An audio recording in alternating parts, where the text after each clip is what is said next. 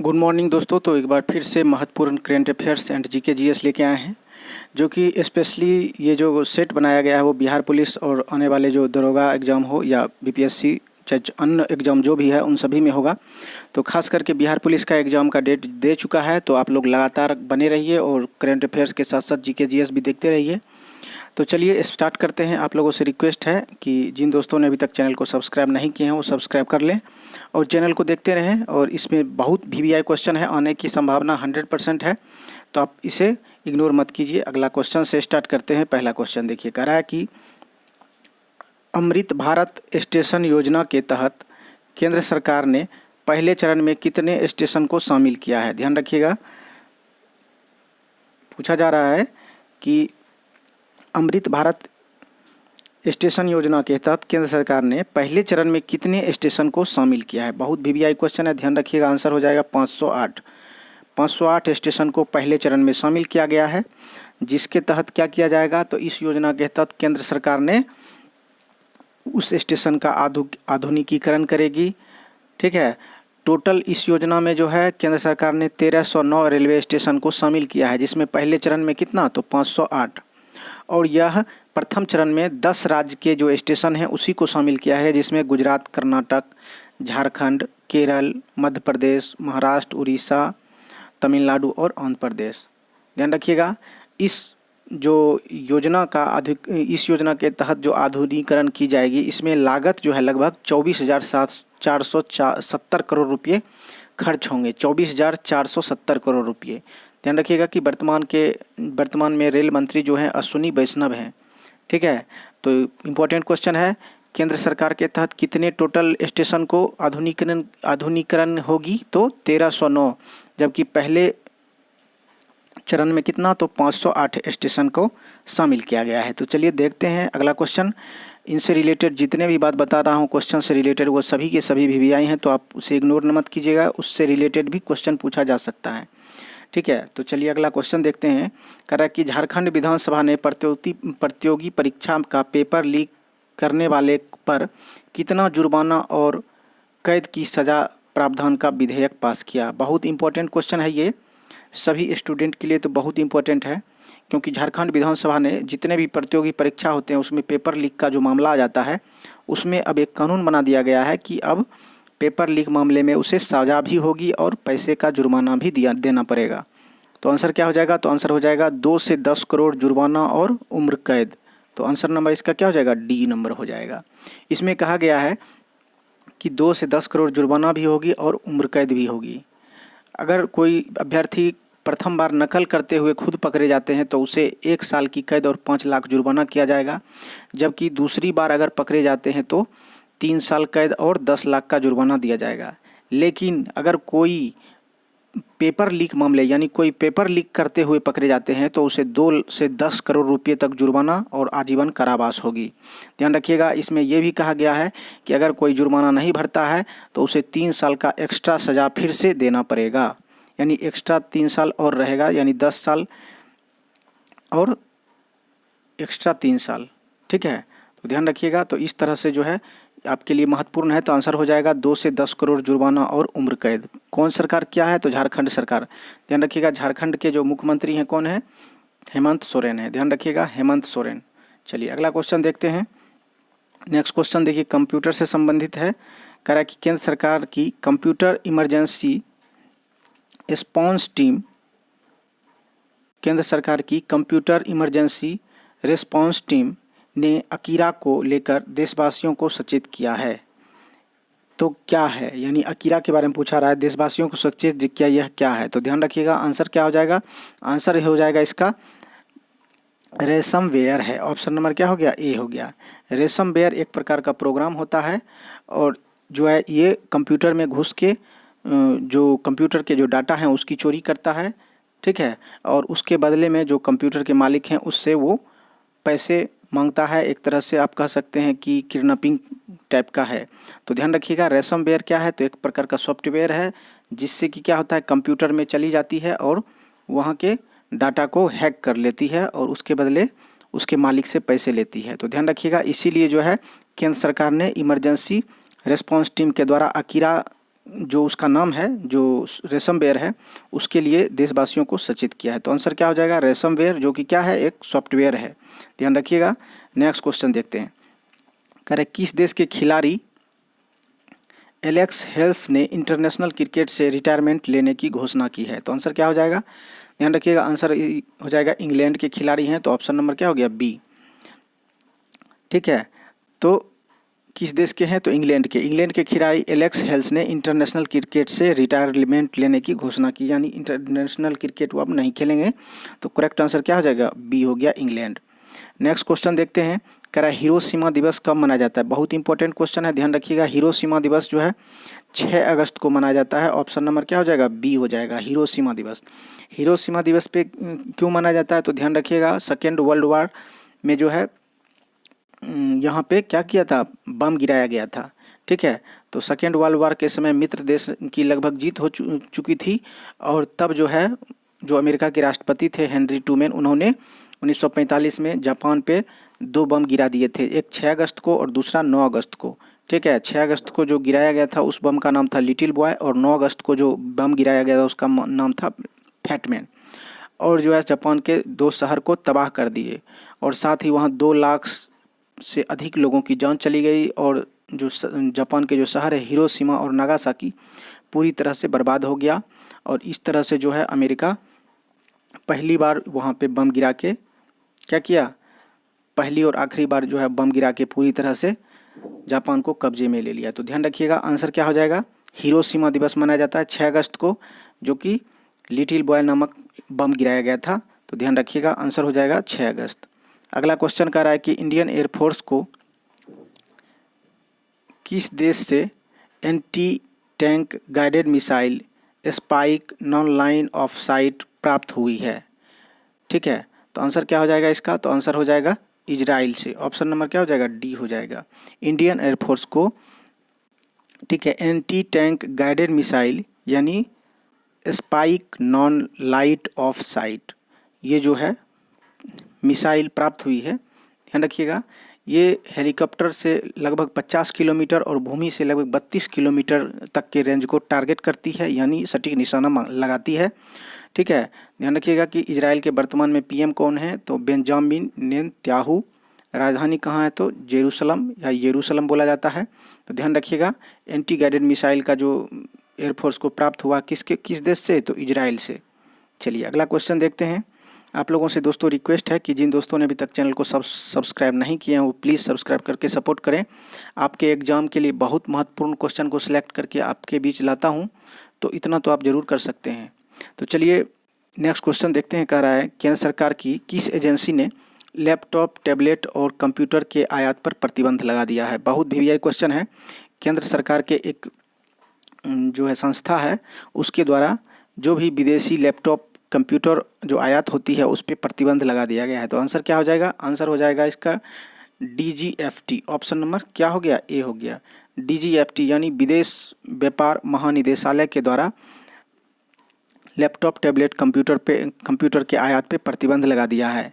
साथ ही सरकार के द्वारा डिजिटल इंडिया को बढ़ावा देने के लिए ऐसा किया गया है। तो ध्यान रखिएगा, और जिसे वैध लाइसेंस प्राप्त है तो सरकार से अनुरोध करके वो अपना जो है कारोबार कर सकती हैं।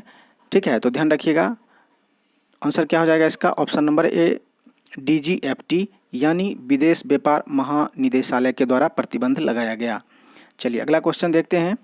कह रहा है कि देश के कैबिनेट सचिव का नाम बताएं जिसका कार्यकाल केंद्र सरकार ने तीसरी बार 1 साल के लिए बढ़ा दिया है। ध्यान रखिएगा, देश के कैबिनेट सचिव का जो कार्यकाल है वह तीसरी बार जो है 1 साल के लिए बढ़ा दिया गया है। तो उसका क्या नाम है? तो ध्यान रखिएगा, आंसर क्या हो जाएगा? आंसर हो जाएगा राजीव गौबा। ठीक है, ऑप्शन नंबर क्या हो गया? सी, राजीव गौबा का कार्यकाल लगातार उन्होंने तीसरी बार 1 साल के लिए बढ़ा दिया। वो कौन है? तो देश के कैबिनेट सचिव हैं। ठीक है, आंसर क्या हो गया? Rajiv Gauba, option number C. ठीक है, इनका जो कार्यकाल था वो 30 अगस्त 2024 तक अब बने रहेंगे, जबकि ये 2019 में ही नियुक्त हुए थे 2 वर्ष के लिए, जबकि अब उनका कार्यकाल समाप्त हो गया, लेकिन पुनः फिर से बढ़ा दिया गया। चलिए अगला क्वेश्चन देखते हैं कि केंद्र सरकार ने ONGC विदेश लिमिटेड को अपग्रेड करके किस रत्न का दर्जा दिया है? ध्यान रखिएगा, केंद्र सरकार ने ओएनजीसी विदेश लिमिटेड को अपग्रेड करके किस रत्न का दर्जा दिया है? तो आंसर क्या हो जाएगा? नवरत्न का। Option number B. ओएनजीसी को अब जो है नवरत्न का दर्जा गवर्नमेंट के द्वारा दिया गया है, तो आंसर क्या हो जाएगा? नवरत्न हो जाएगा। ऑप्शन नंबर बी हो गया। चलिए अगला क्वेश्चन देखते हैं। उससे पहले आप लोगों से रिक्वेस्ट है कि चैनल को सब्सक्राइब करके जरूर सपोर्ट करें और लाइक कर दें। अगला क्वेश्चन कर रहा है, माइक्रोसॉफ्ट ने माइक्रोसॉफ्ट इंडिया और दक्षिण एशिया का नया कॉरपोरेट वाइस प्रेसिडेंट किसे नियुक्त किया है? तो आंसर क्या हो जाएगा?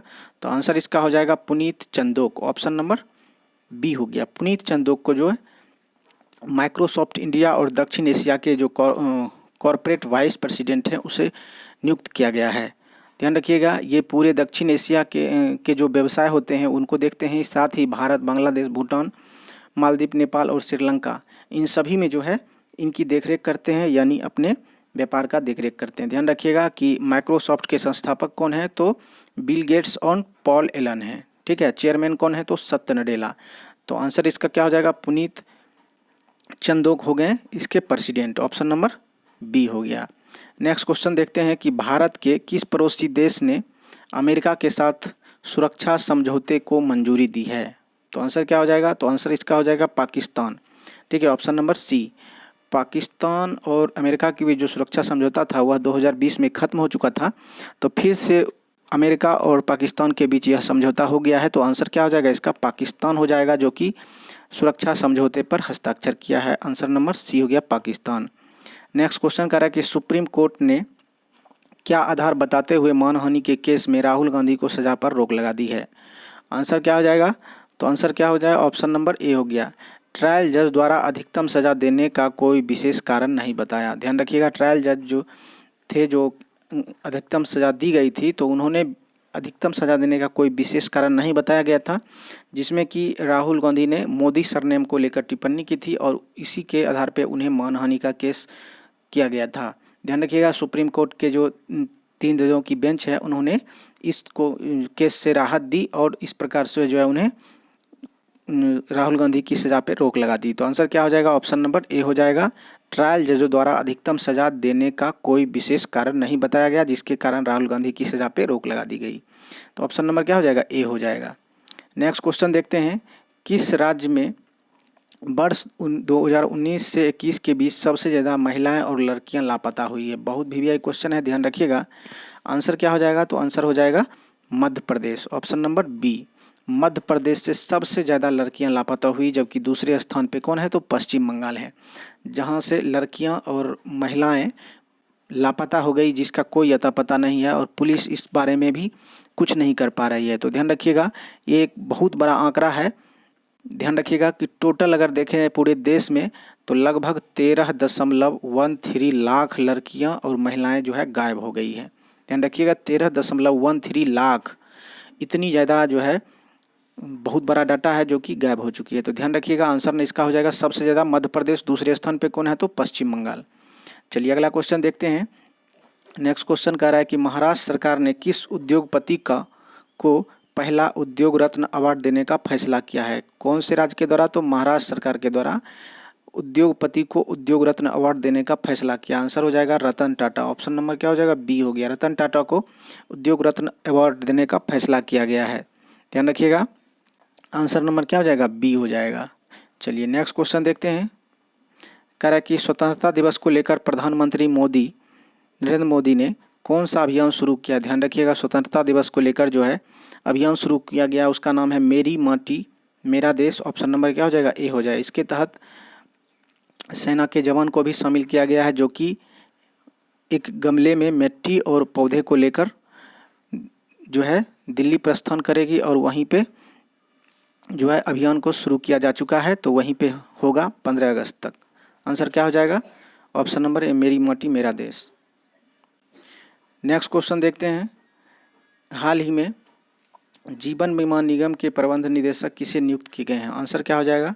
तो जीवन बीमा निगम के प्रबंध निदेशक सत्यपाल भानु को नियुक्त किया गया। आंसर नंबर क्या हो जाएगा? डी हो जाएगा। ध्यान रखिएगा, आंसर नंबर क्या हो गया? सत्यपाल भानु। चलिए नेक्स्ट क्वेश्चन देखते हैं। कह रहा है, हाल ही में किस राज्य सरकार ने अश्वमेध देवी को राज्य महिला आयोग का अध्यक्ष नियुक्त किया गया है? किस राज्य सरकार के द्वारा? आंसर क्या हो जाएगा? तो बिहार सरकार के द्वारा ऐसा किया गया है। तो बिहार के अश्वमेघ देवी को राज्य महिला आयोग के अध्यक्ष नियुक्त किए गए हैं। ऑप्शन नंबर क्या हो जाएगा? बी हो गया, बिहार। चलिए अगला क्वेश्चन देखते हैं। नेक्स्ट क्वेश्चन देखिए, कह रहा है कि बहुत वीवीआई क्वेश्चन है। कह रहा है हाल ही में भारत के 83वें शतरंज ग्रैंड मास्टर कौन बन गए हैं? ध्यान रखिएगा, आंसर क्या हो जाएगा? आदित्य सामंत। ऑप्शन नंबर क्या हो गया? सी हो गया। आदित्य सामंत जो है 83वें शतरंज के ग्रैंड मास्टर बन गए हैं। तो ऑप्शन नंबर सी हो गया, आदित्य सामंत। नेक्स्ट क्वेश्चन देखते हैं। हाल ही में उत्तर प्रदेश के किस जिले में राष्ट्रीय शहीद स्मारक और राष्ट्रीय रेलवे सुरक्षा संग्रहालय का उद्घाटन हुआ है? तो ध्यान रखिएगा, आंसर क्या हो जाएगा इसका? तो आंसर हो जाएगा लखनऊ में ऐसा हुआ है।